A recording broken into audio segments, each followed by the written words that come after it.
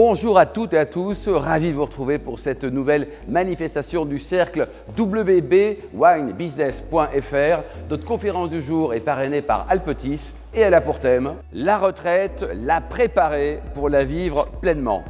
Pour en débattre et pour en parler, comme chaque mois, 4 experts mondialement reconnus et très sympathiques. J'ai cité Patrick Audely,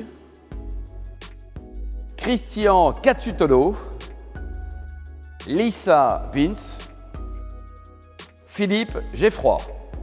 Et on retrouve tout de suite Patrick Audely pour une présentation d'Alpetis et également de Capvita. Donc Alpetis est un groupe de protection sociale lyonnais, c'est un groupe associatif qui intervient donc dans le domaine de la santé, de la prévoyance, de l'assurance emprunteur, de l'assurance vie, de l'épargne retraite et salariale, c'est la filiale Capvita que je dirige, et du financement d'entreprise. Voilà, pour le groupe Alpetis. Alors, cette thématique de retraite, ça tombe bien, on en parle beaucoup en ce moment. Hein. Alors, on en parle beaucoup et j'ai dans l'idée que ce n'est pas fini. Oui. Voilà, d'en parler. Alors, on en parle parce que c'est un sujet important. Hein.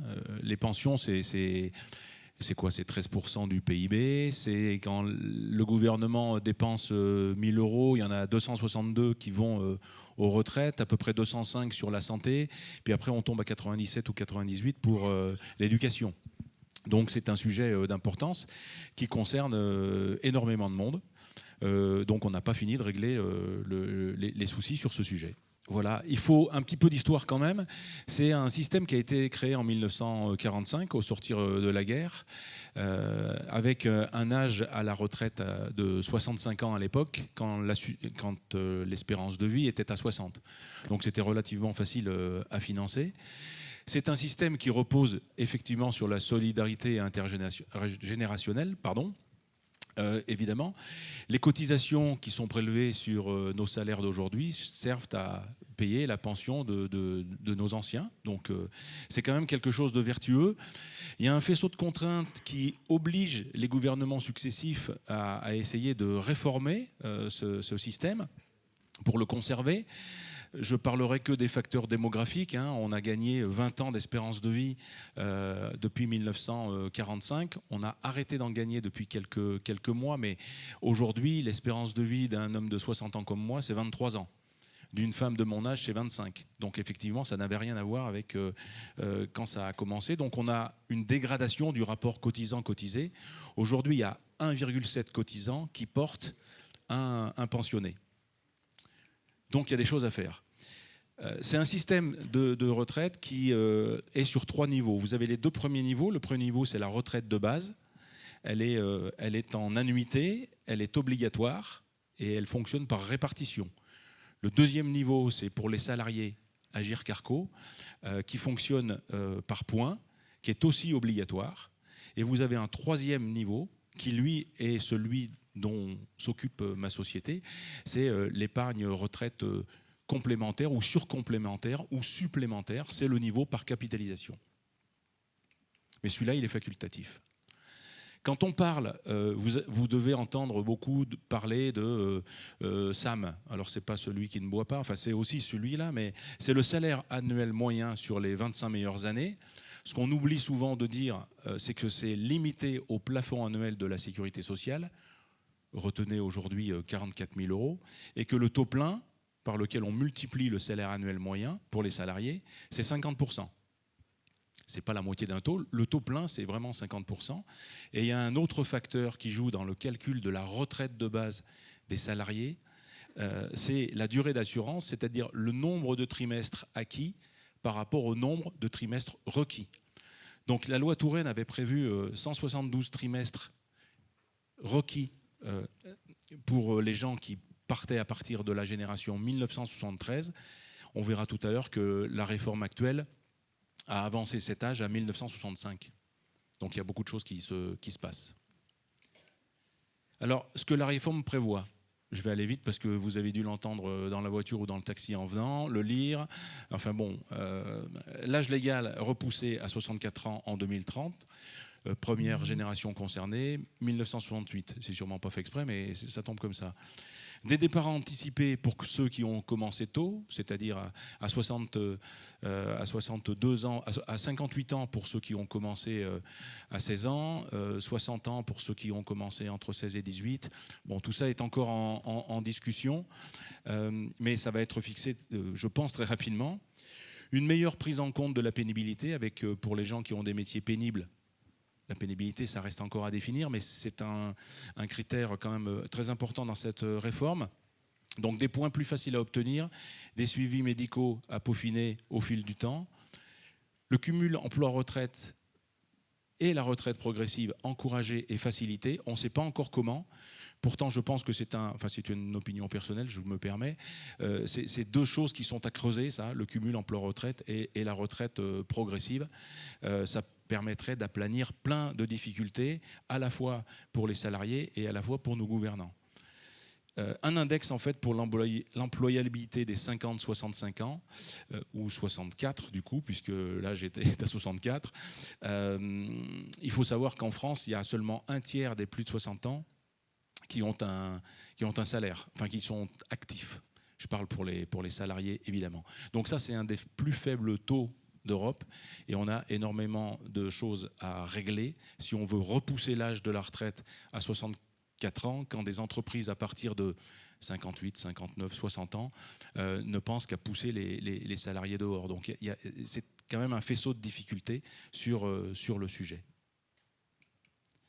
Alors, c'est une préoccupation pour certains. Il y a plein de baromètres qui sortent dans la presse.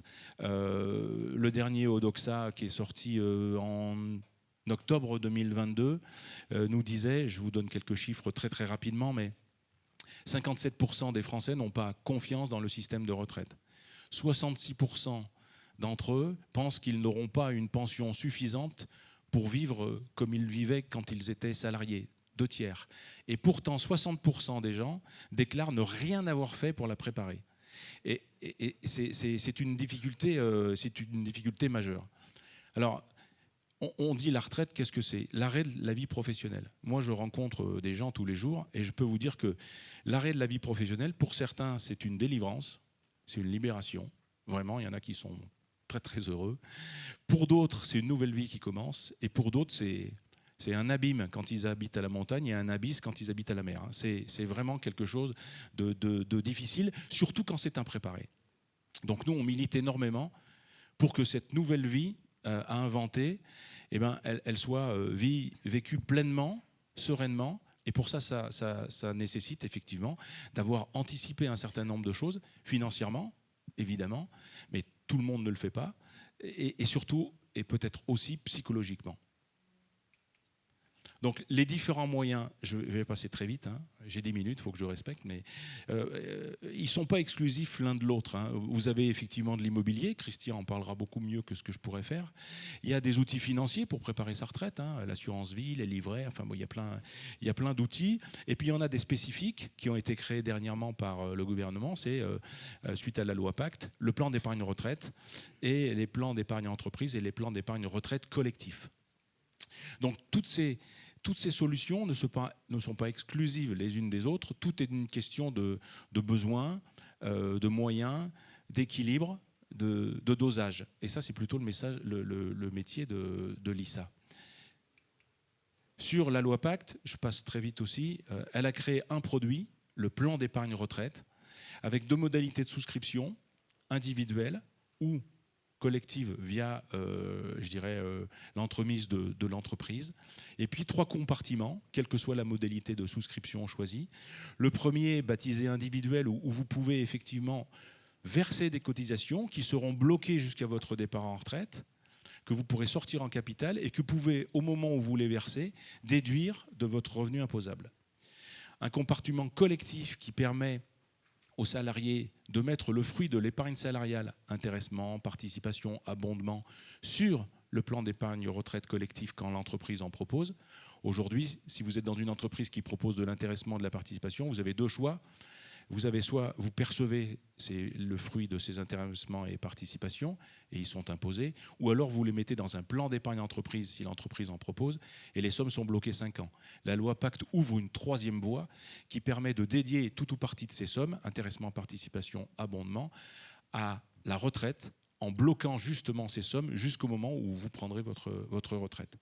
Et puis le troisième compartiment, il a été baptisé catégoriel, c'est celui qui récupère dans lequel vont les cotisations obligatoires de l'entreprise quand elle est mise en place ce qu'on appelait avant des articles 83, des contrats de retraite à cotisation définie. Ce dernier compartiment est le seul qui sera en rente. Les autres, vous avez le choix de sortir soit en rente, soit en capital, soit un mix des deux. Donc c'est quand même un bel outil qu'il faut connaître, mais c'est un bel outil pour les gens qui aujourd'hui veulent se préparer à leur retraite. Et puis, ça c'était sur le côté financier, mais il n'y a pas que ça. Nous, je vous ai dit qu'on faisait partie d'un groupe associatif et on a une association qui s'appelle Alptis Senior. Et les gens qui viennent dans cette association sont effectivement des retraités et ils nous ont tous fait part des difficultés qu'ils ont eues, personnellement ou via leur entourage, avec des gens qui se sont arrivés en retraite et puis qui ont déclenché une maladie, déclenché des crises de stress, des dépressions, parce qu'ils n'avaient pas préparé ça psychologiquement, et même s'ils avaient les moyens financiers de bien vivre leur retraite, le projet de vie n'était pas réfléchi, et du coup, ils en devenaient malheureux. Donc nous, l'objectif, c'est d'aider les gens à se projeter dans ce nouvel espace de vie qui s'ouvre à eux, et pour ça, on a fait des programmes qui... comme des bilans de compétences à partir à la retraite, en fait. Donc, suivant les besoins, il y a plusieurs granularités, hein, il y a trois niveaux. Ça dure entre 17 et 27 heures. On passe par des psychologues du travail et qui ont aménagé des entretiens que vous commencez par passer. Et puis, effectivement, ils demandent aux personnes de relater un peu à la fois leur vie professionnelle, ce qui a bien marché, ce qui n'a pas marché, ce qui a été subi, ce qui a été voulu. Ensuite, ils en discutent, ils vous font faire le même exercice avec votre vie professionnelle, ils superposent les deux, il en sort un certain nombre d'éléments, ils partagent les résultats, ils vous aident à chercher, enfin, ils aident les personnes qui en ont besoin à déterminer leur projet de vie. Et puis ensuite, je dirais pour les plus réfractaires ou pour les moins dégourdis à partir en retraite, parce que c'est aussi un savoir-faire que de préparer sa retraite, eh ben on a mis en place un suivi sur 2 ans pour les gens qui ont vraiment du mal. Voilà, je suis allé un petit peu vite, mais nous, on pense qu'une retraite réussie, une retraite sereine, une retraite dont on peut profiter pleinement en restant socialement vivant quelque part, elle doit être préparée financièrement et elle doit être préparée psychologiquement, mentalement. Merci Patrick. Christian, c'est quoi l'UNEP ? Alors l'UNEP, c'est également une association qui d'ailleurs fonctionne sur le même modèle d'Alpetis. C'est la raison pour laquelle on a rejoint. L'objet de cette association, c'est effectivement les compétences juridiques, informatiques et les moyens de faire des appels d'offres auprès des banquiers, assureurs, sociétés de gestion pour venir avec son propre cahier des charges pour présenter des produits en toute indépendance aux gens qui souhaitent épargner mais qui ne sont pas complètement satisfaits du monde bancaire dans lequel ou assurantiel dans lequel ils vivent. C'est la raison pour laquelle on a rejoint Alptis, puisqu'ils fonctionnent de la même manière sur toute la partie santé-prévoyance.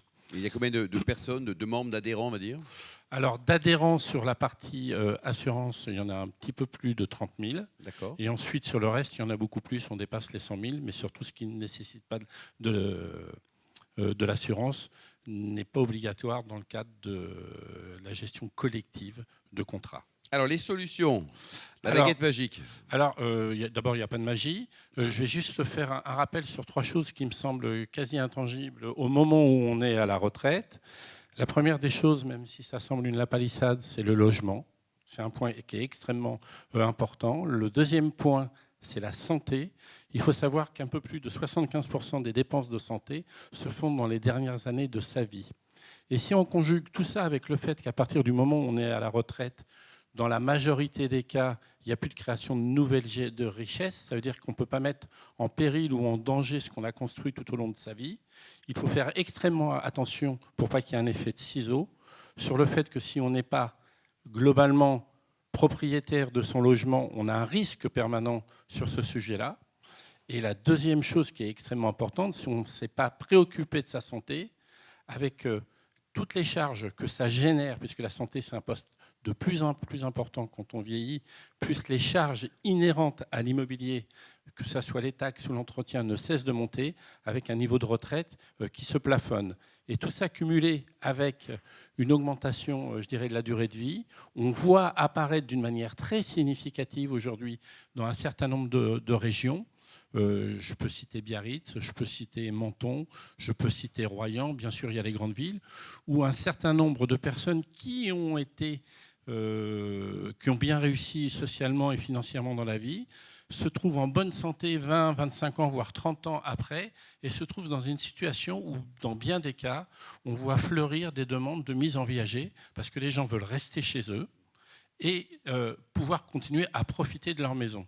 Et je ne parle pas de ceux qui n'ont pas la santé suffisante pour rester chez eux. Le coût moyen est entre 4 000 et 5 000 euros pour être logé dans une maison, je dirais pas, de type EHPAD, quelle que soit la nature de l'EHPAD. Alors tout ça pour vous dire quoi? Tout ça pour vous dire qu'en réalité, à partir du moment où on arrive dans une situation de retraite, premièrement, si on a la chance d'avoir un patrimoine au-delà de sa résidence principale, sur ces actifs que l'on a, si on veut générer des revenus supplémentaires, la première des choses, c'est de ne pas prendre de risques. Ça, c'est le premier point. C'est extrêmement important. La culture française, différente de la culture anglo-saxonne, nous a montré en 2008, au travers des fonds de pension américains, qu'il y a un grand nombre de retraités qui ont été obligés de se remettre au travail en faisant plein de petits boulots. Donc la notion de risque est extrêmement importante et ça se prépare dans le temps. Et également la notion de revenu. Donc je ne vous parlerai pas du viager, puisque tout le monde le connaît plus ou moins, ou du démembrement d'un bien d'une manière temporaire ou non. Je vais simplement vous parler d'une famille de produits dont on entend souvent parler, mais qu'on ne connaît pas forcément bien, qui s'appellent les SCPI, Sociétés civiles de placement immobilier. En fait, une SCPI, c'est ni plus ni moins qu'une forme juridique qui permet d'avoir accès à un patrimoine immobilier où on garde les avantages de l'immobilier, mais on essaye d'enlever les principales contraintes de l'immobilier. Le premier avantage de l'immobilier, c'est que c'est un bien tangible. C'est quelque chose d'extrêmement important. Le deuxième avantage de l'immobilier, c'est le moteur de performance qui est constitué de deux choses. Un, les plus-values, s'il a été bien acheté. Et s'il a été bien acheté, on peut espérer qu'à l'intérieur, il y aura un locataire qui va payer des loyers. Alors, première des choses extrêmement importantes, c'est logiquement, si le bail a été bien construit, c'est que les loyers sont protégés contre l'érosion monétaire, puisque un loyer peut augmenter en fonction de l'indice sur lequel il est baqué. Le troisième avantage de l'immobilier, c'est en fonction de la manière dont on l'achète, je dirais, il peut y avoir un certain nombre d'avantages fiscaux, quelle que soit la nature de l'immobilier. Et il faut savoir que de l'immobilier, par exemple de titre SCPI, offre un avantage que n'offre aucun autre bien immobilier, c'est qu'on peut le souscrire à l'intérieur d'une enveloppe assurance vie, donc échapper à sa tranche fiscale marginale, par exemple. Ça, c'est un point extrêmement important. Et se servir des revenus que génère la SCPI en faisant des rachats en totalité ou pas. Donc, il y a une souplesse supplémentaire. Ensuite, les inconvénients de l'immobilier, puisque le mouton à 5 pattes, ça n'existe pas. Hein. Je dirais un des gros inconvénients de l'immobilier, c'est la souplesse et la disponibilité. Et donc, en fait, quand on a 200 000 euros à mettre ou 500 000 ou 150 000, acheter un appartement nous oblige à concentrer toutes les sommes sur un seul locataire, sur un seul lieu. Et donc là, il y a un risque de 0 à 100% si jamais le local est vacant pendant une certaine période. Et quand on a besoin de ces revenus d'une manière régulière, eh bien, globalement, ça peut mettre en péril cette notion de revenu complémentaire pour la retraite. Il faut savoir qu'un des intérêts de la SCPI, c'est que c'est un grand nombre de personnes qui mettent en commun leurs moyens pour acheter un patrimoine immobilier. Ils rentrent sur une part qui est déjà propriétaire d'un parc diversifié et ensuite ils vont devenir propriétaires au fil de l'eau des nouveaux locaux qui vont être achetés. Ça veut donc dire quoi? Ça veut dire qu'il y a des petites SCPI, il y en a des grosses. Parmi les plus importantes, je ne vais pas citer de nom ce soir, mais il y en a une qu'on aime beaucoup. Il y a un peu plus de 2500 locataires pour un patrimoine de 3 milliards d'euros qui s'est construit au fil de l'eau pendant 30 ans. Donc autant vous dire que les prix de revient Des fois, on achète un peu cher, des fois, on n'achète pas cher. Et quelquefois, on a des locataires qui ne payent pas, mais sur 2000 locataires, eh ben, on en a toujours à peu près 95-96% qui payent leur loyer. Donc là, on mutualise le risque locatif, on mutualise le risque géographique, mais on peut aussi mutualiser le risque sectoriel, parce qu'en fait, il ne faut pas oublier, et j'aime pas trop quand on dit l'immobilier c'est bien, c'est pas bien, que l'immobilier c'est un objet de consommation, c'est un bien de consommation. On peut utiliser l'immobilier pour s'y loger, pour travailler, pour y avoir des loisirs, pour se soigner, pour faire du stockage, même pour fabriquer. Alors effectivement, la France est désindustrialisée. On peut dire que l'immobilier industriel ne vaut pas grand-chose sauf la valeur du foncier. Il y a 20 ans, l'immobilier d'entrepôt ne valait pas grand-chose. Mais aujourd'hui, avec la poussée d'Internet, je dirais...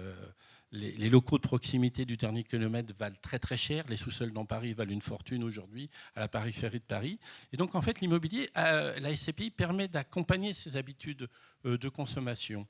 Et tout ça en fait pour dire que quand un grand nombre de personnes mettent en commun leurs moyens, ils mutualisent tous les risques qu'il y a sur l'immobilier, mais aussi ils font une chose qu'on vit au quotidien quand on est propriétaire d'immobilier en direct, c'est qu'en fait, comme c'est un grand nombre de personnes qui mettent en commun leurs moyens, j'insiste souvent là-dessus, ça leur donne les moyens de payer des sociétés de gestion qui eux-mêmes vont prendre à leur charge tous les inconvénients, c'est-à-dire les relations avec les locataires. Et les relations avec les locataires sont de plus en plus compliquées, que ce soit des entreprises, des particuliers, des commerçants. Ils vont prendre aussi à leur charge les travaux. Point extrêmement important, les travaux ne se font jamais au même moment parce que les biens et les locaux n'ont jamais forcément le même âge. Et donc du coup, quand on a un patrimoine immobilier qui pèse 1 milliard ou 2 milliards ou 3 milliards ou même 500 millions, au global, si on provisionne 2% sur chacun des loyers, on peut faire tous les ans sur une dizaine de locaux la mise à jour des travaux qu'on doit faire. Et donc du coup, on a un patrimoine qui est en permanence entretenu. Tout ça pour vous dire quoi ? C'est-à-dire que la SCPI, ce n'est qu'un statut juridique qui essaye de vous donner les avantages d'un bien tangible sur lequel il y a les risques inhérents à l'immobilier, mais qui les mutualise à tous les niveaux.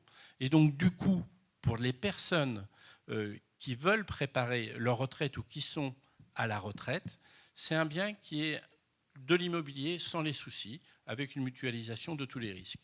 L'avantage de la SCPI, c'est qu'on peut le préparer bien à l'avance. C'est-à-dire qu'on peut très bien se dire, plus on le prépare à l'avance, mieux ça vaut. On peut très bien se dire, je vais acheter à partir de 20 ans une part tous les mois. Ça peut sembler un peu bisounours, mais en acheter une tous les mois pendant 20 ans, si une part vaut 200 ou 300 euros, au bout du compte, au bout de 20 ou 30 ans, on va avoir un beau petit patrimoine immobilier qui va générer des revenus sans un effort, sans une grosse douleur en taux d'épargne. Ça, c'est le premier point. Il y a beaucoup de personnes aussi qui achètent des parts de SCPI 10 ans avant la retraite et qui sont en activité, qui ont une tranche fiscale marginale importante et qui se disent, moi, je ne veux pas les loyers, puis il y a les filles. Donc eh bien, ils achètent les parts en démembrement, mais pas viagées. C'est-à-dire qu'ils achètent que la nue propriété, donc ils ne touchent pas les loyers, mais donc ils n'ont pas la fiscalité, mais en plus de ça, ils échappent à l'IFI quand ils y sont. Mais le gros avantage de ce montage-là, comme il est temporaire, et on a le droit de le faire, c'est qu'au terme de la convention de démembrement, ils vont récupérer la pleine propriété et toucher les loyers au moment où ils en auront besoin. Le gros avantage, c'est comme on ne touche pas les loyers, on achète les parts moins chères. L'inconvénient, c'est qu'il faut qu'on trouve la contrepartie ou la personne qui va chercher et qui va avoir besoin de revenus pendant cette période-là, supplémentaire à ceux qu'il a. On peut aussi acheter des parts de SCPI à crédit, si on le souhaite, comme un appartement. Et puis, on peut aussi les mettre dans un contrat d'assurance vie. Alors, je ne sais pas où j'en suis au niveau du temps, parce que je suis très bavard. Elle est passée 3 minutes, mais tu peux continuer encore un peu. Non, mais tout ça pour dire qu'en réalité, en tous les cas, moi, personnellement, il y a plein d'autres sujets. Mais un des sujets qui pour moi me semble intangible, c'est au moment de la retraite, il vaut mieux être propriétaire de son logement parce qu'on aura toujours besoin de se loger. C'est un point qui est extrêmement important.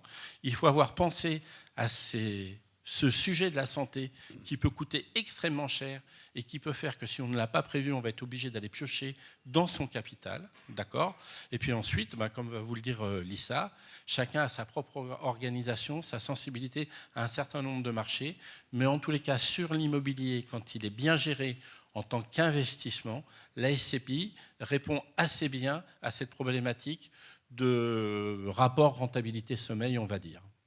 Voilà. Merci Christian. Lisa, Merci. alors, donc toi tu es CGP, c'est ça? Exactement. Un mot sur Engage Finance, c'est une entreprise sérieuse, hein, C'est ça, on est avec sérieux. 4 ouais. associés, c'est ça? On est 4 associés, on est un cabinet de gestion de patrimoine, donc et on intervient auprès de particuliers, d'entreprises, et on commence à se spécialiser dans justement la trésorerie d'entreprise, le placement de la trésorerie d'entreprise, et sur la retraite également. Puisque la retraite, c'est un sujet qui touche au final tout le monde. Alors ça tombe bien, c'est le sujet d'aujourd'hui. Tout à fait. Donc on a vu l'immobilier avec Christian, maintenant on parle de sous, on continue sur les sous. Exactement. Donc en fait, moi, je vais surtout vous parler de comment est-ce que nous, on met en place des solutions pour préparer la retraite des clients. Donc pour nous, on travaille en 3 étapes. D'abord, on quantifie le train de vie. Ensuite, on estime les besoins de revenus complémentaires au moment de la retraite. Et la 3e étape, c'est de manager l'actif, le passif et la fiscalité des clients. Donc, pour la première étape, qui est la quantification du train de vie, en fait, on a besoin d'appréhender déjà les besoins primaires des clients qui sont facilement identifiables et qui sont se loger, se nourrir. Donc ça, les clients arrivent facilement à déterminer le montant de leurs dépenses. En revanche, les dépenses qu'il y a à prendre en compte également, c'est des choses qu'on oublie souvent. Ce sont les petites dépenses quotidiennes, les vacances, les loisirs. Et tout ça, en fait, c'est intégré dans ce qu'on appelle le train de vie. On a 2 types d'approches. L'approche bottom-up. Donc, nous, on considère que ce n'est pas forcément la meilleure approche pour calculer le train de vie de quelqu'un, puisque ça donne des résultats assez éloignés de la réalité. L'approche qu'on utilise, c'est l'approche top-down, c'est-à-dire qu'on calcule toutes les entrées et toutes les sorties, et ça permet d'identifier de manière plus précise le train de vie. Donc, comment on fait? On prend l'ensemble des revenus du travail, plus tous les revenus du patrimoine si jamais il y en a. Par exemple, si le client a un actif immobilier qui est loué, ça rentre dans les revenus du patrimoine. Et ensuite, on déduit toutes les charges, c'est-à-dire les remboursements de prêts, les impôts et taxes, les services à domicile qu'il utilise au quotidien, etc. Et ça nous donne le solde budgétaire du client. Une fois qu'on a ça, on retire tout ce qui a été épargné au final pendant l'année entre le 1er janvier et le 31 décembre de l'année. Et là, on a le train de vie. Il nous reste ce qu'on a réellement dépensé tout au long de l'année. Une fois qu'on a quantifié le train de vie, on estime le patrimoine qui est nécessaire pour générer des revenus complémentaires au moment de la retraite. Donc, comme on a vu avant, on a déjà calculé le train de vie. On va ensuite estimer les revenus qui seront perçus au moment de la retraite. Donc, premièrement, c'est les pensions de retraite, qu'elles soient obligatoires, enfin les pensions de retraite de manière globale, les retraites obligatoires et les complémentaires. Et ensuite, on va intégrer les éventuels revenus du patrimoine qui existeront encore au moment de la retraite. Je reprends l'exemple de l'investissement locatif que le client avait. Si jamais le client a pour objectif de conserver son bien au moment de la retraite, on va l'intégrer dans les revenus futurs à ce moment-là. Et à partir de là, on a si on prend une base 100, le train de vie à 100, moins les revenus perçus à la retraite, ça nous donne le montant des revenus complémentaires qu'il faut générer pour conserver son train de vie au moment de la retraite.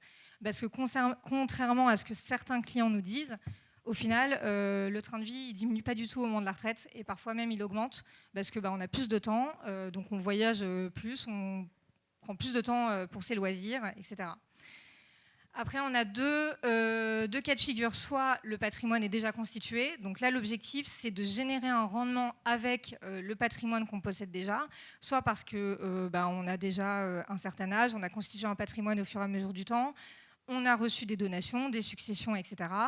Soit on est peut-être un peu plus jeune et on est en phase de constitution de patrimoine. On n'a peut-être pas non plus reçu de succession, de donation, etc. Et donc là, ce qu'il faut qu'on fasse, c'est estimer le patrimoine productif qui est nécessaire pour générer ces revenus complémentaires au moment de la retraite.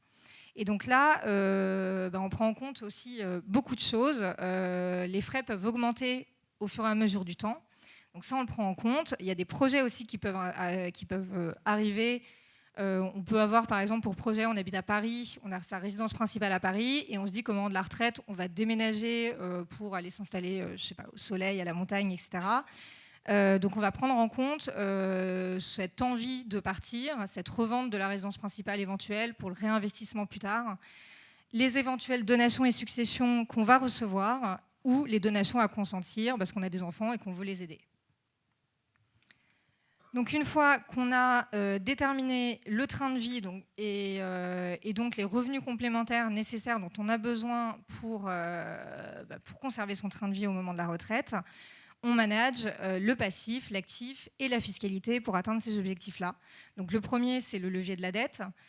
On va voir si le client a la possibilité de lever de la dette, de s'endetter, parce que c'est un moteur de création de valeur et souvent c'est pour acquérir un sous-jacent de type immobilier, donc que ce soit de l'immobilier en direct ou si jamais on n'a pas le temps, l'envie ou les compétences de gérer des biens immobiliers, c'est d'investir dans l'immobilier indirect, toujours avec un crédit, notamment, comme le disait Christian, l'acquisition de parts de SCPI ou des investissements dans des clubs deals immobiliers. Donc ça, c'est l'idée, en fait, c'est avec le crédit se constituer un patrimoine. Voilà. Ensuite, le management de l'actif, c'est soit valoriser le patrimoine existant si on a déjà un patrimoine ou se le constituer. Donc là, on a différentes solutions. J'en ai pris deux principales parce qu'on parlait beaucoup d'immobilier, donc l'immobilier indirect à travers des parts de SCPI ou des clubs deals immobiliers, ou des enveloppes financières, soit donc épargnées au sein de ces enveloppes, soit un montant qu'une somme qu'on a déjà, soit au fur et à mesure du temps. Donc compte titre PEA, assurance vie, contrat de capitalisation ou produits retraite, comme en parlait Patrick tout à l'heure, notamment les PER, les Madelins et l'épargne salariale. Donc tout ça, ce sont des éléments qui nous permettent de préparer la retraite. Et on manage aussi la fiscalité, puisque l'idée, c'est d'essayer d'épargner, mais de ne pas se voir gréver de certaines sommes d'argent parce qu'on paye trop d'impôts là-dessus. Donc on va essayer de détenir les actifs de manière à optimiser au maximum la fiscalité, que ce soit au niveau de l'impôt sur le revenu, donc soit en choisissant les enveloppes financières les plus adaptées, soit en trouvant des solutions de réduction d'impôts, je pense notamment au plan d'épargne retraite, soit, comme disait Christian, le démembrement de propriété sur de l'immobilier, donc l'acquisition de la nue propriété. Et pareillement, au niveau de l'IFI, c'est d'essayer de chercher des solutions hors IFI, si jamais on veut investir dans l'immobilier, puisque ça existe. Mais à mon sens, ce n'est pas non plus une fin en soi, parce que si la rentabilité est plus élevée que le montant des impôts qu'on va payer, si on reste sur une rentabilité positive, ça peut toujours rester intéressant. Et pareillement, le démembrement permet aussi d'éviter de payer trop d'IFI. Voilà ce que j'ai à dire sur... C'est très bien, Lisa, c'est très bien. Okay. Alors Philippe, la parole est aux jeunes retraités. Donc Philippe, c'est quelqu'un que j'ai la chance de connaître depuis très longtemps. Puis un jour, il m'a dit, je pars à la retraite. Je me dis, c'est pas possible, quoi. Tu as quel âge? Il m'a donné son âge, il fait 10 ans de moins. Un mot sur ton parcours dans l'automobile. Tu as fréquenté des très, très, très belles maisons en France, à l'international également. Et aujourd'hui, donc, tu as un statut de retraité. Donc, en fait, tu es un peu vieux quand même. Et qu'est-ce que tu fais? C'est quoi ta retraite entre l'activité et l'oisiveté? Et pour savoir si tu es d'accord avec les propos précédents. Je vais commencer par la dernière question. Oui, je suis parfaitement d'accord avec tout ce qui a été dit. Pour l'avoir vécu, et je vais vous en parler. Alors, mon parcours, c'est un parcours essentiellement dans l'automobile. J'ai commencé chez Ford en France. Et dans le groupe Ford, j'ai occupé différentes fonctions fort intéressantes, à la fois en France et à l'étranger, comme par exemple la direction générale de Jaguar, ce qui est quelque chose que je n'ai pas surfusé. Mais j'ai aussi eu l'occasion de travailler en Angleterre, en Suède. Ultérieurement, j'ai rejoint le groupe Renault pour travailler sur l'alliance Renault-Nissan. Là, je suis parti au Mexique dans ce cadre-là. Après, comme on n'était pas forcément d'accord sur la suite à donner à ma carrière, j'ai monté ma propre entreprise. Et puis au bout d'un moment, comme je dois être aussi ce qu'on appelle un car guy, l'automobile me manquait, donc j'ai rejoint Mazda en prenant la présidence de Mazda en France. Et à 65 ans, c'était contractuel, je prenais ma retraite. Donc j'avais quand même une certaine visibilité sur le moment où j'allais prendre ma retraite. Il s'avère que j'ai gagné 6 mois sur ma retraite parce que j'aurais dû prendre ma retraite pendant le premier confinement du Covid et on m'a demandé de rester un petit peu plus longtemps. Donc j'ai pris ma retraite à la veille du deuxième confinement. Deuxième confinement, qui, vous le savez, on avait le droit de sortir à 1 kilomètre. Donc je me suis dit que plutôt que de manger des chips en regardant la télé, j'allais m'occuper.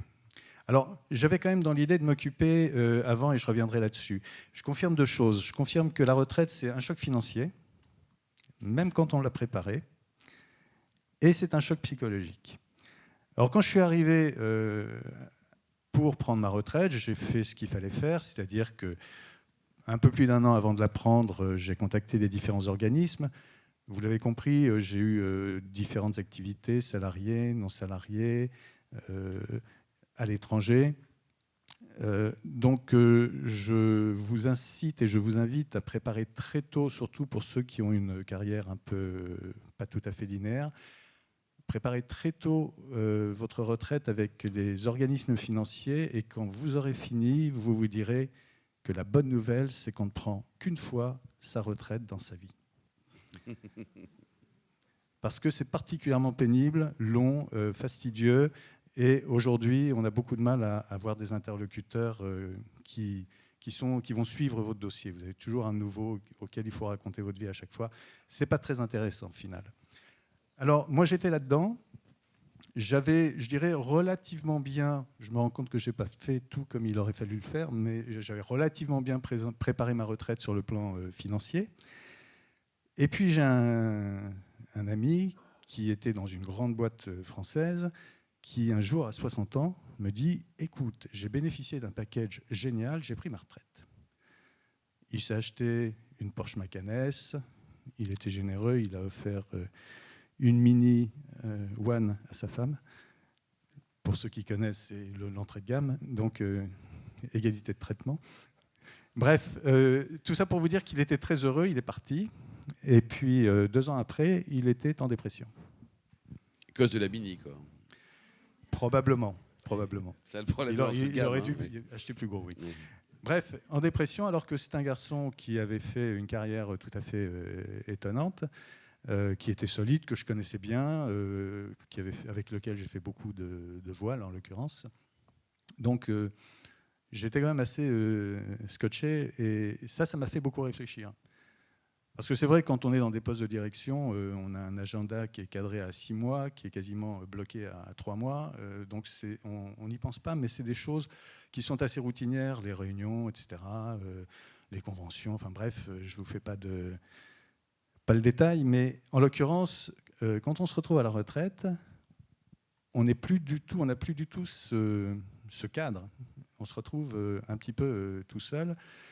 Et en l'occurrence, je pense que si on ne prévoit pas ça, ça peut parfois provoquer des dégâts. Moi, en tout cas, je me suis dit qu'il était clair, suite à des discussions que j'ai eues avec ce garçon, il était clair que je continuerais à m'occuper. Parce qu'aussi, ce que j'ai découvert en m'intéressant un petit peu à la retraite, c'est qu'à la retraite, on vit très bien entre retraités. Mais un groupe de retraités, c'est un groupe de retraités qui ne se renouvelle que quand il y en a un qui part les pieds devant. Bon, ça fait de l'animation, quand même. C'est sûr. En tout cas, ça donne une bonne occasion de se retrouver tous ensemble et de savoir qui va être le prochain. On peut faire des paris. Il y a des trucs très intéressants. Mais c'est quand même un peu limité.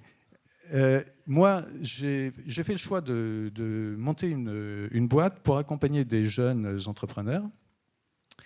Et j'ai pris aussi la présidence d'un conseil d'administration d'une entreprise québécoise, tout simplement parce que ça m'a permis et ça me permet de rencontrer des gens, des jeunes, et c'est vrai que ça change complètement les perspectives. Alors ça m'occupe, parfois beaucoup. Ma femme trouve qu'elle n'a pas trop vu la différence entre le moment où j'ai arrêté de travailler et le moment où j'ai pris ma retraite. Mais là, c'est aussi des choses qu'il faut apprendre. C'est-à-dire que je suis effectivement en train de mieux coordonner mes activités par rapport à des activités que je peux faire en couple ou en famille. Mais en tout état de cause, je pense que c'est fondamental d'avoir une bonne compréhension de qui on est, de ce qu'on peut faire. Moi, j'ai fait beaucoup de sport, je vous l'ai dit, je fais de la voile, je fais du ski. Beaucoup de gens m'ont dit, quand tu vas partir à la retraite, tu vas faire plus de voile, plus de ski. Oui, so what? Une fois que vous avez fait plus de voile, plus de ski, voilà. En plus, j'ai expérimenté. Quand vous êtes retraité, vous vous dites que vous allez rester en dehors des vacances scolaires. Mais devinez qui vous rencontrez en dehors des vacances scolaires. Allez, d'autres retraités. Vous avez gagné. Et au final, on reste un petit peu dans cette espèce de boucle qui, pour moi, même si je suis un jeune retraité... Et tu ne fais pas ton âge. Hein. Qui ne fait pas son âge, ça ne me paraissait pas être une perspective vraiment très enthousiasmante. Et c'est vrai que le fait d'avoir gardé une activité par ailleurs, je dirais, me maintient... Alors c'est vrai que ce sont des contraintes, mais je pense que ce sont des contraintes utiles parce qu'elles permettent aussi des tas d'opportunités, de rencontres. Et je pense qu'une vie équilibrée, ça passe aussi par ça. Tu as investi dans combien de sociétés, Philippe? Oh, pas tant que ça. Oui. Un peu notamment une dont on peut parler, peut-être, qui fait les choses. Oui, mais il y en a. En fait, dans mes activités, je vous ai cité deux. Donc, la présidence d'un conseil d'administration d'une entreprise québécoise, en l'occurrence. Donc, c'est plus facile pour la langue. Mais surtout, qui fait des ressorts pour les moteurs thermiques et qui voit arriver avec intérêt les moteurs électriques. Donc, on est en train de travailler sur la redéfinition stratégique. J'accompagne une boîte, un jeune entrepreneur qui a monté une boîte qui a développé un outil pour transférer en toute sécurité les plans d'une pièce vers des imprimantes 3D sans qu'il y ait de piratage possible et sans qu'il y ait de non-conformité au niveau de la pièce. Son système est tellement performant, il a déjà le mérite d'être unique au monde, et il est tellement performant que son premier client, c'est l'armée, qui a trouvé un intérêt incontestable dans ce type de possibilités. Et avec lui, on essaie de développer l'activité civile. Donc ça, c'est un point intéressant. Et effectivement, j'ai investi dans une boîte. En l'occurrence, quand je travaillais chez Mazda, j'avais un fournisseur qui m'avait proposé un outil d'aide à la décision qui était pas très emballant, pour ne rien vous cacher. Et je lui avais dit que franchement, si vous voulez le développer, j'avais des idées. Donc le lendemain de mon départ à la retraite, il m'a contacté et j'ai investi dans sa boîte. Et au mois de mars, on va lancer notre produit, un produit d'aide à la décision extrêmement facile d'usage, aux applications multiples. Mais je vous en reparlerai peut-être un jour si Alain avec plaisir, oui. veut bien m'inviter. Voilà. Ici ou à la radio, bien sûr, Philippe. Donc ça veut dire que globalement, quel conseil tu peux donner aux futurs vieux qui sont là? Alors je vois qu'il y en a qui s'y prennent assez tôt, et vous avez raison. Je pense que la base numéro 1, c'est effectivement d'assurer ses arrières. Alors je ne vais pas vous dévoiler ma vie, mais le logement est important, ça c'est sûr. Bon, il s'avère que j'ai une maison secondaire. Et bien, si vous n'avez pas prévu simplement les charges de votre immobilier, vous serez en difficulté. Donc ça fait partie des choses qu'il faut intégrer. La deuxième chose, c'est, moi, de mon point de vue, alors je vois qu'il y a des conseils psychologiques, des accompagnements, etc. Je ne l'ai pas fait, mais je pense que c'est quelque chose, ça dépend de chacun, mais qui est vraisemblablement utile et parfois nécessaire. Et en ce qui me concerne, et je pense qu'il y a beaucoup de gens qui ont certainement cette approche-là, moi je pense qu'une activité, qu'elle soit professionnelle ou dans des associations, puisque je continue aussi à avoir des activités bénévoles par ailleurs, ça me paraît être fondamental pour sortir de cette espèce de cercle fort agréable de rencontrer, encore une fois, des gens de son âge qui n'ont que ça à faire de se rencontrer. Mais qui, de mon point de vue en tout cas, n'amène pas très loin. Voilà.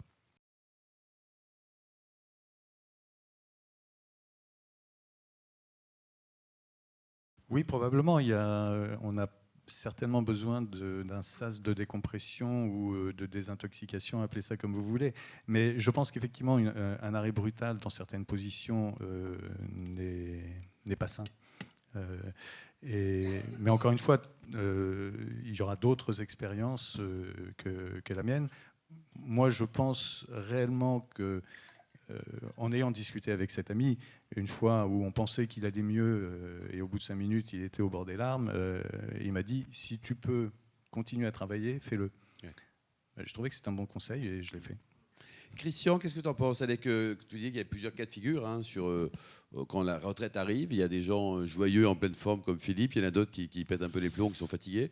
On peut anticiper les choses parce que c'est peut-être 10 ans, 15 ans, 20 ans après ou pas? Je vais répondre, mais je vais également donner une autre forme de réponse à la question de monsieur. Il y a des jeunes retraités aussi, et il y a une espèce de, on va dire, d'addiction à l'activité ou à la vie sociale ou à la notoriété. Et il s'avère que on s'est rendu compte que, par exemple, des gens qui avaient une activité qui les rendait un peu célèbres, des sportifs, etc., qui, par définition, prennent une retraite assez tôt et qui, eux... La petite mort, un excellent livre de Denis Charvet. Et qui, eux, n'ont pas de problème financier, en tous les cas, à ce moment-là, se trouvent d'un coup plongés dans l'anonymat, et cette perte de notoriété, de vie sociale, ou d'avoir quelque chose à faire le matin, fait qu'il y en a beaucoup qui rentrent en dépression, et on le voit aussi chez beaucoup de chefs d'entreprise.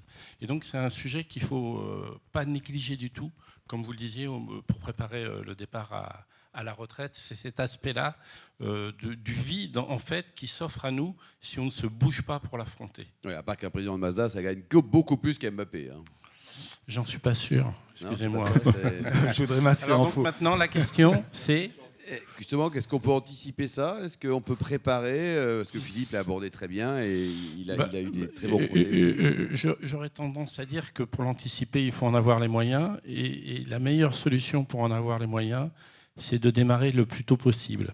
Alors nous, comme on travaille qu'avec des conseillers ou des clients qui sont hors du réseau traditionnel, je peux vous citer un exemple.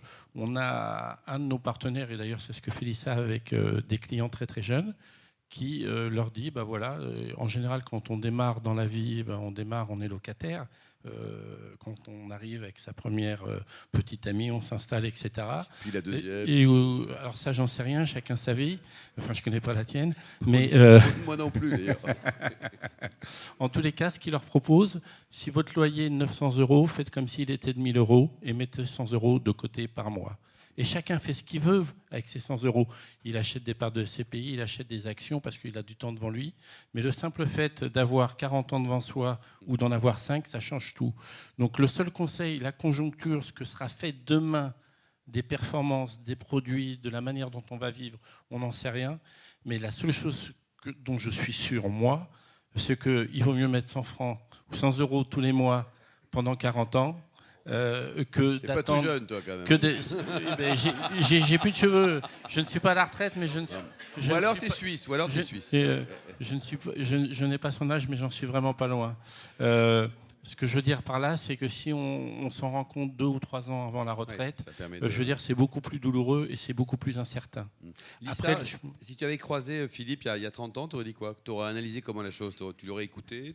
Moi, je l'aurais écouté, effectivement. Moi, je suis un peu... je suis pas encore retraitée, mais quand je pars en week-end, j'ai mal à la tête.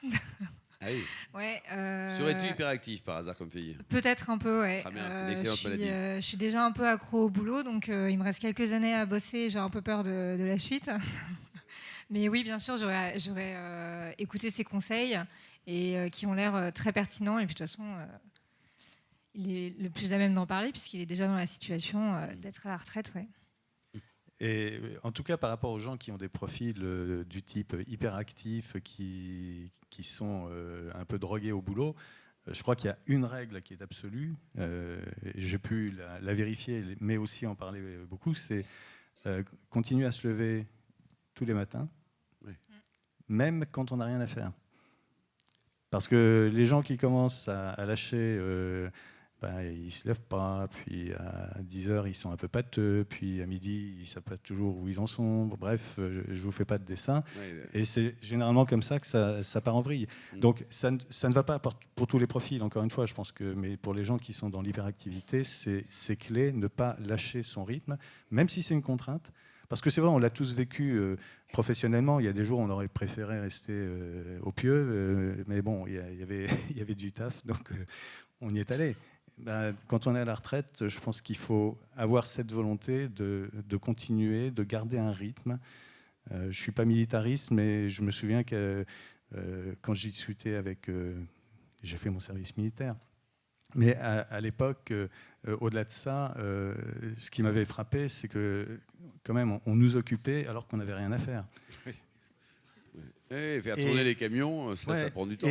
Et j'en avais discuté avec un militaire ultérieurement qui m'avait dit, mais c'est ça le secret d'une armée, c'est qu'une armée, il faut l'occuper quand elle n'a rien à faire.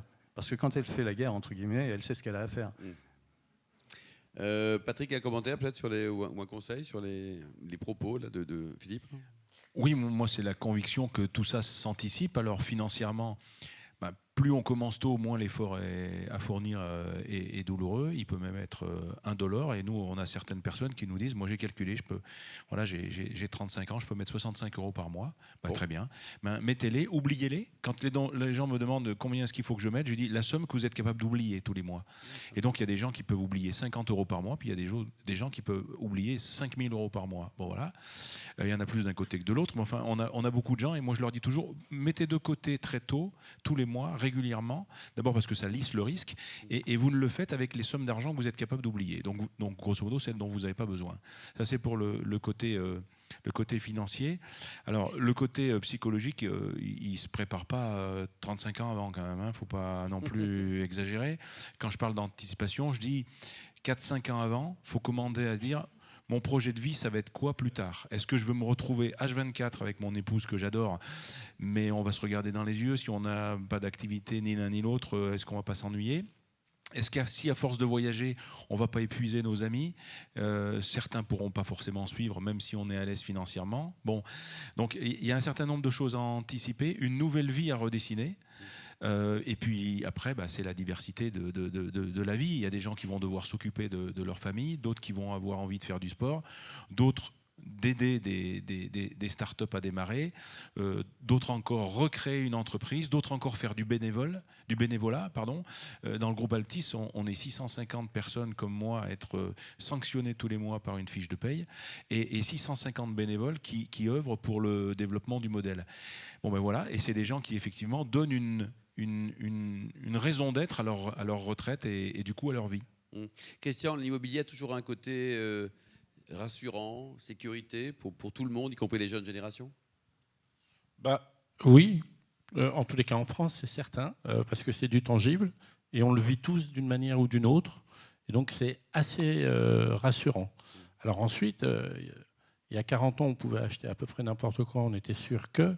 Aujourd'hui, nos modes de vie changent d'une manière assez rapide. Et donc, on l'a vu par exemple avec l'immobilier commercial. Il y a une déréglementation qui fait qu'on a vu fleurir des boîtes à chaussures dans toutes les périphéries de ville. Aujourd'hui, avec l'avenue d'Internet, on voit que ces boîtes à chaussures, s'il n'y a pas une locomotive, c'est-à-dire un hypermarché à côté, elles deviennent désuètes. Et on voit à côté de ça fleurir, je dirais, les locaux de proximité d'entrepôts ou d'autres types de choses. Ce qui veut dire que par là, l'immobilier, oui, mais pas comme il y a 40 ans, pas n'importe comment. Et comme toujours, il y a du bon et du mauvais. Voilà.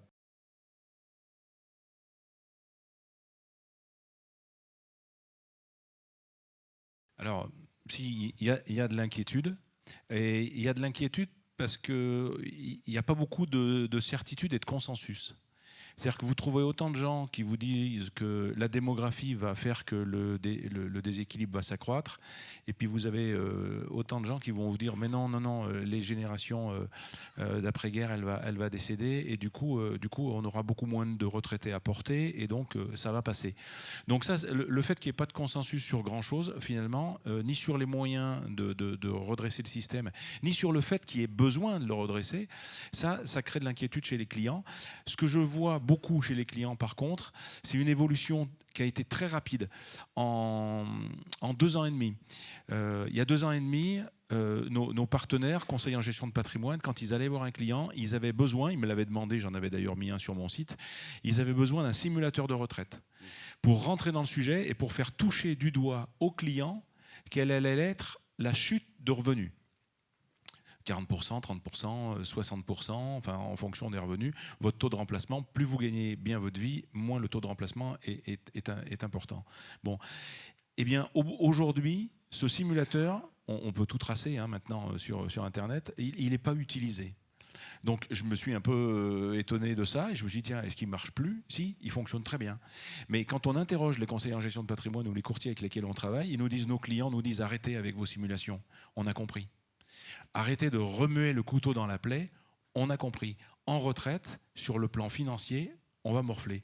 Donc on n'a pas besoin de savoir de combien, on a besoin que vous nous parliez de solutions pour nous sortir de cette ornière. C'est ça l'évolution qu'on voit actuellement. Christian, commentaire? Je dirais qu'il y a sur la retraite un consensus depuis 4-5 ans qui se fait de plus en plus prégnant. C'est qu'en fait, on constate qu'il y a un désengagement de l'État sur toute une série de sujets, sur la santé, qu'on le voie ou pas, sur la déréglementation, sur les déremboursements. On le voit également sur la prise en charge des entreprises quasi obligatoires, des mutuelles. On le voit sur la prise en charge des impôts. On le voit sur la prise en charge d'un certain nombre de sujets. Et donc, tout le monde, en tous les cas, tous nos clients pensent qu'il y a un désengagement sur tous les sujets de l'État par manque d'argent, tout simplement. Et donc, du coup, il y a une prise de conscience réelle sur le fait que la retraite, il faut y penser d'une manière personnelle et individuelle. En tous les cas, là-dessus, il y a un consensus, même s'ils ne sont pas d'accord sur le sujet du traitement de la retraite par nos organismes de tutelle. Lisa? Oui, alors moi, ce que je vois chez mes clients, c'est que ceux qui s'intéressent au sujet de la retraite, souvent, ils s'y intéressent un peu tard. À quel âge? Attention. Plutôt, vers 55 ans. Et Oula. malheureusement, en fait, c'est juste qu'on n'a plus trop d'horizons pour placer des sommes d'argent, pour essayer de les faire grossir et générer des revenus complémentaires. Tu n'arrives pas à les convaincre à 40 ans de commencer à s'intéresser à ça? En fait, ça les intéresse pas. Ils y pensent pas parce qu'à cet âge-là, ils ont des enfants, ils ont des études à financer, ils ont d'autres projets, l'acquisition d'une résidence secondaire. Enfin voilà, ils ont d'autres sujets en tête. En revanche, chez mes clients qui sont plus jeunes, ceux qui s'interrogent sur la retraite, c'est surtout les indépendants. Ceux qui sont en profession libérale, qui sont plus salariés, eux, c'est un vrai sujet. Ils commencent à y penser, même à 30 ans, à commencer à se constituer. Enfin, ça fait partie des objectifs quand on fait une étude patrimoniale ou quand on place de l'argent. C'est d'étudier une solution pour épargner pour la retraite, alors qu'il y a encore 30 années au moins. Donc même les 65 € dont parlaient Patrick ou Christian, ça, ils s'en fichent, quoi. C'est pas le problème quand ils ont 30 ans, 35 ans. Oui, ils les mettent au lieu d'aller au resto, je sais pas. Ils les mettent sur un plan, Ouais, ils les mettent dans l'épargne.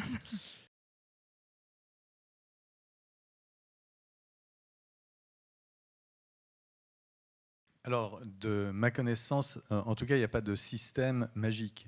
S'il avait existé, je pense qu'il y a longtemps qu'on l'aurait trouvé.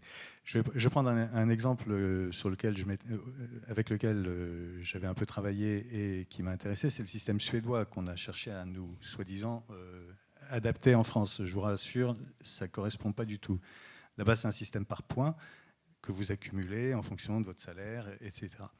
Donc on n'est pas du tout dans le même système, mais même en Suède, les retraités sont, entre guillemets, maltraités.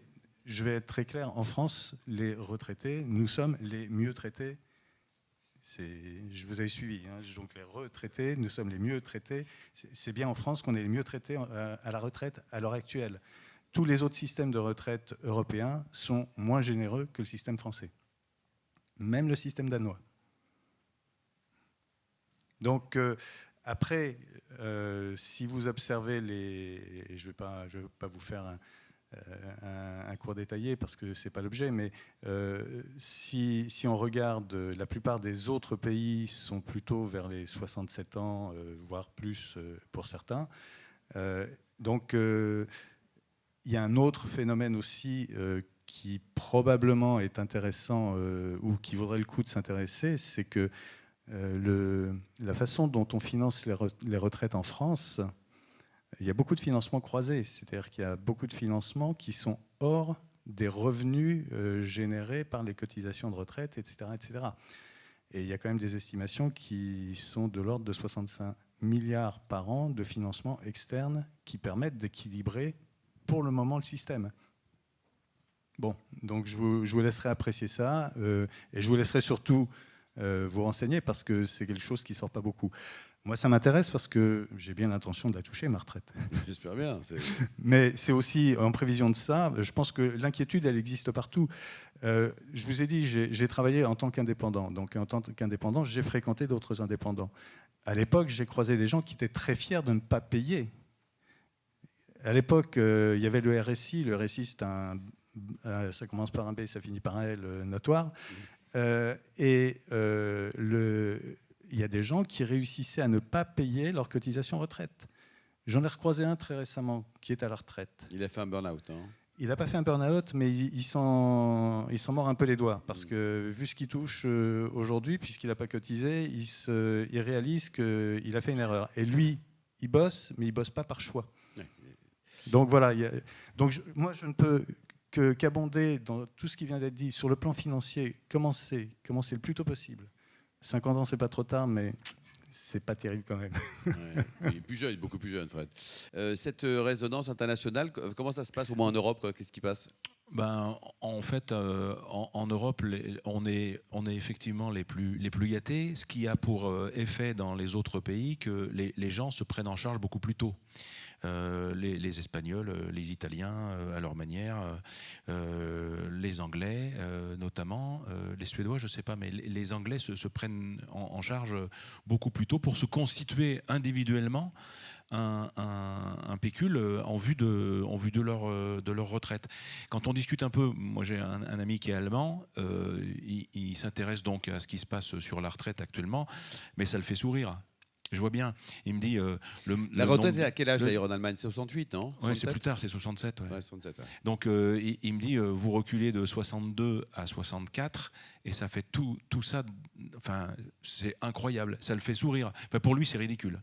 En gros, alors, il n'est pas représentatif du peuple allemand, hein, mais malgré tout, il me dit que quand même, on est nombreux à partager ce sentiment. Donc, en Europe, nous, on est tellement bien traités une fois en retraite que pour que ça dure, il faut trouver des solutions de financement, il faut trouver des réformes, il faut arriver à faire accepter les réformes.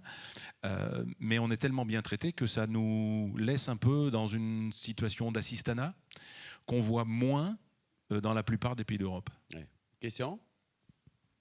Sur le sujet, moi je rejoins complètement ce que dit Patrick, c'est-à-dire qu'en France, on a l'habitude d'être surprotégé, voire déresponsabilisé sur un certain nombre de sujets, ce qui a des répercussions sur le travail d'ailleurs, en aparté, alors que dans d'autres pays, notamment anglo-saxons, depuis très longtemps, les fonds de pension existent.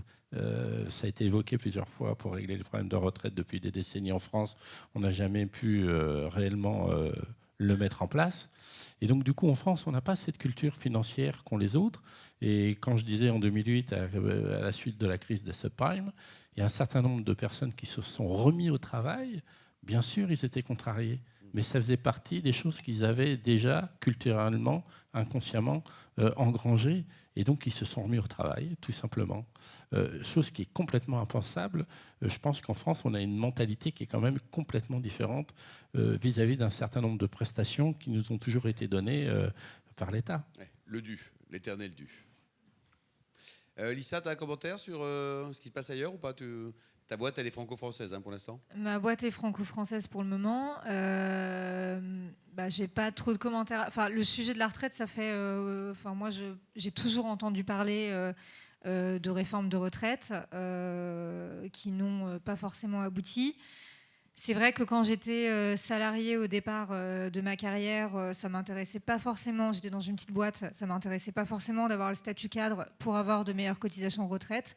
En fait, j'ai toujours préféré compter sur moi-même et mon épargne, parce qu'effectivement, c'est dans un horizon tellement lointain, où même si on pense que ça fait des années qu'on pense que le système des retraites n'existera plus, potentiellement, effectivement, moi, dans 35 ans, ça n'existera plus, j'en sais rien. Mais voilà, je préfère...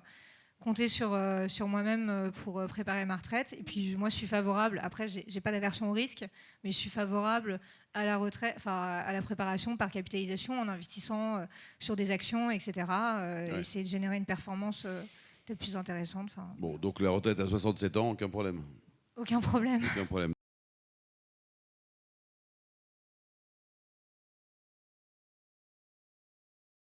Le Portugal a été très en vogue à une époque où le gouvernement portugais avait fait je dirais, Un dumping, un petit package d'accueil pour les retraités. Qui a été durci parce qu'à l'époque, il suffisait de se faire payer la retraite au Portugal pour bénéficier de la résidence au Portugal. Mais depuis quelque temps, je pense qu'il y en a un certain nombre qui reviennent parce qu'il faut que l'intégralité de son patrimoine soit au Portugal. Donc ce genre de mesure d'attirance fiscale, je pense que ça a ses limites. Et pour connaître quelques personnes qui ont fait l'aller-retour, elles ne s'en sont pas forcément sorties dans de bonnes conditions parce qu'ils avaient investi et la revente ne s'est pas forcément bien passée. Donc je pense que là, c'est des sujets conjoncturels, mais qui ne sont pas du tout des sujets de fond. Pour les slasheurs, je ne sais pas répondre. Le Portugal, ça vous inspire, le grand air, le Porto Non, le Portugal, c'est très joli, mais moi, personnellement, je n'ai pas prévu de partir en retraite, même si ce n'est pas pour tout de suite. Non, il y avait cet aspect fiscal qui était majeur. Après, moi, je connais une ou deux personnes qui ont fait ça, mais qui, quand ils avaient un problème de santé, venaient quand même se faire soigner en France. Hein. Oui. Et faisaient tout pour garder leur carte de sécu, parce que tout est pris en charge. Le gros risque par la sécurité sociale est pris en charge. Hein. Si vous avez, moi j'ai eu une opération du cœur en urgence un jour, ça a coûté 50 000 euros, ça m'a coûté 200 euros à moi.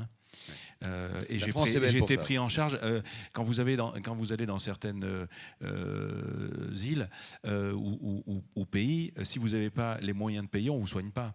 Vous mourrez, au Portugal, si la personne se fait soigner au Portugal, très bien, en cas d'urgence, mais ça va lui coûter de l'argent.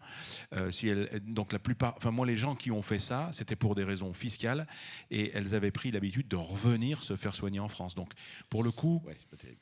Bon, on profite d'un côté, on profite de l'autre, je sais pas. Ouais. Morale, immorale. Christian, qu'est-ce que tu en penses ? Moi, sur le Portugal, c'est l'exemple type des personnes qui n'ont pas suffisamment pensé à leur retraite. Parce qu'on dit la fiscalité, ça peut être un jeu, de payer moins d'impôts ou un plaisir, ou je ne sais pas quoi. Mais en réalité, il y a un certain nombre de personnes relativement aisées qui se sont vues au moment de la retraite, voire avec une diminution tellement importante de leur train de vie, qu'ils se sont dit « je pars au Portugal ». Et avec ce gain fiscal qu'ils avaient, ça leur a permis de garder le même train de vie. Alors en fait, en réalité, le Portugal, bien sûr, il y a du soleil. Bien sûr, les Portugais sont sympas. Mais en même temps, ça leur a permis de garder un train de vie parce qu'ils n'avaient pas suffisamment bien préparé leur retraite, je dirais, au départ. Et pour l'anecdote, je connais un certain nombre de personnes qui l'ont fait et qui sont revenus pour des raisons de santé se faire soigner en France. Toujours la santé. Et ils se sont fait requalifier. C'est-à-dire qu'ils ont été obligés de réintégrer leurs impôts en France. Ça, c'est normal, non ? Faut pas quand même, je n'ai pas dit que ce n'était pas normal. Je dis juste, quand on fait quelque chose, l'objet ne doit pas être fiscal. Sinon, on y a toujours droit. Ouais. Lisa, qu'est-ce que tu en penses ? Tu as des clients qui se disent aussi c'était le paradis. C'était combien d'ailleurs Il y avait exonération pendant 10 ans, c'est ça ? C'était quoi ? C'était 5 ans. Ah, il y a quelques spécialistes là. 5 ans, ouais. 5 ans, c'est énorme, hein, Lisa. 5 ans, c'est long, mais la retraite, c'est long aussi, donc c'est peut-être pas assez long, 5 ans. Oui. Non, moi, j'ai pas de clients qui sont partis à l'étranger au moment de la retraite, notamment au Portugal, pour payer moins d'impôts. Après, j'ai pas tous les clients de la Terre, donc c'est juste que dans mon panel, il n'y en a pas. Je connais pas trop les systèmes de retraite ailleurs. D'accord, donc tu n'as pas eu d'exemple ou une non, demande qui a été formulée récemment. Bon, très bien. Patrick, synthèse. Alors, peut-être une dernière remarque sur les multi-travaux, là, les jeunes, tout ça, tous ceux qu'on n'arrive pas bien à comprendre quand on est vieux, mais qui sont des gens formidables quand même. Moi, je me lance spontanément, mais sans savoir ce que je vais dire en 5 secondes. Non, sur le rapport au travail, oui, il change.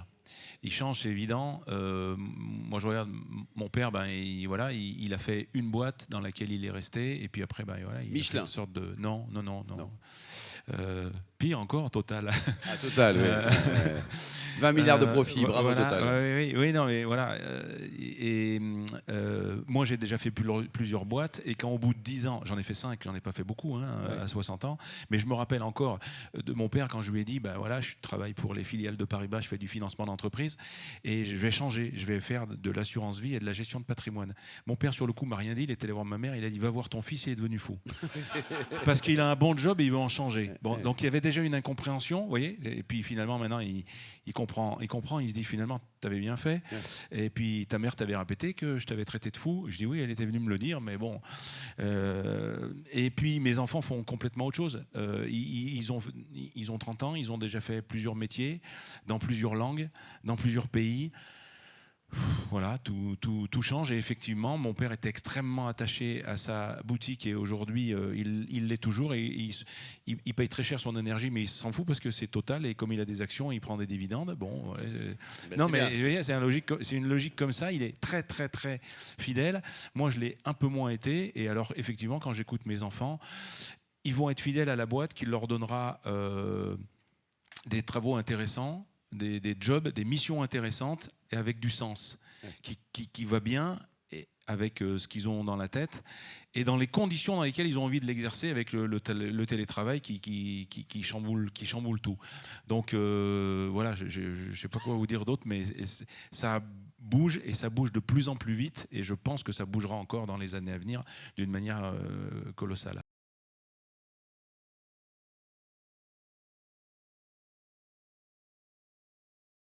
Préparez-la financièrement, ça c'est clair. Préparez-la aussi par rapport à vos passions, vos envies, parce que c'est un autre point important. Et n'hésitez pas à vous faire accompagner aussi si vous êtes hyperactif, parce que c'est certainement un choc qui peut être très violent. Lisa ?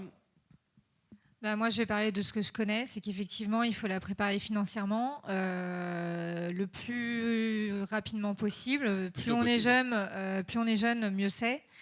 Forcément, on n'y pense pas forcément parce qu'on a d'autres projets. Il faut éventuellement l'acquisition de la résidence principale, ensuite le financement des études des enfants, etc. Mais c'est un sujet qu'il faut retenir et dont il faut penser et allouer une petite partie de sa stratégie dessus le plus tôt possible. Ouais. Question ? Moi, sur la retraite, bien sûr, le plus tôt possible, priorité au logement, parce qu'on en aura toujours besoin. Et la deuxième chose, qu'on soit à la retraite ou pas, quand le jour se lève, il faut remplir sa journée. Donc, ça se prépare. Oui, donc la nuit, l'été. Et Patrick, oui, Patrick ? Moi, je suis pour pas répéter trop la même chose, mais de dire qu'il faut y penser 5-7 ans avant, y penser mentalement, et commencer à se construire un projet de vie pour savoir comment on va occuper ces journées et quel sens on veut donner à cette nouvelle vie, à ce nouveau temps dont on va pouvoir disposer, et le faire assez tôt, alors pas à 35 ans, mais 5-7 ans avant, pour peaufiner le projet et les envies que l'on a envie de développer une fois qu'on disposera de son temps. Ça, il faut prendre un peu de temps pour ça.